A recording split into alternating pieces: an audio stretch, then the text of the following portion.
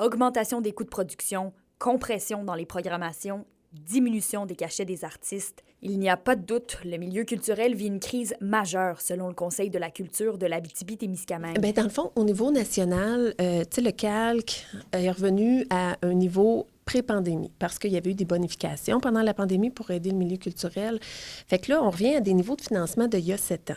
Fait que c'est ça qui est difficile, c'est que ça ne tient pas compte de l'inflation. Les organismes culturels qui font la fierté bien souvent de nos villes, de nos régions, bien, ils sont en danger. Ils sont réellement en danger et il faut que les budgets du Conseil des arts et des lettres du Québec soient augmentés, mais véritablement de beaucoup.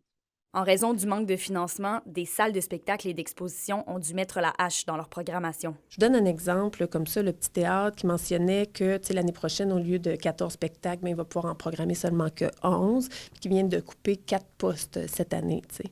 On a le MOM Musée d'art aussi qui témoignait qu'il y avait 3 coupures de postes cette année. On pense au Théâtre du Rift qui a eu 50 % de sa subvention annuelle là, cette année, fait qu'il doit diminuer de moitié dans sa programmation. L'Agora des arts de Rouyn-Noranda, comme plusieurs autres organismes, doit jongler avec un déficit qui s'accumule d'année en année.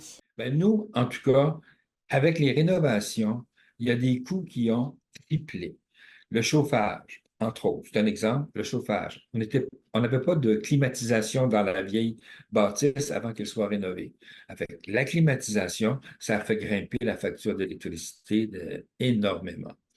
Les assurances. La vieille église était assurée pour 780 000 $, je pense. Là, maintenant, elle est assurée pour 15 millions. D'ailleurs, l'ensemble des centres d'exposition, qui est sous l'Association des centres d'exposition de l'Abitibi-Témiscamingue, la CEAT, disait que d'ici les 3 prochaines années, on parle de 50 % de réduction des expositions. Fait que ça, on parle de moins de possibilités pour les artistes de venir exposer, de moins de contacts pour la population. Ça fait que une vitalité culturelle régionale qui est moindre, en définitive, tu sais. Une grande manifestation pour les arts aura lieu le samedi 22 février.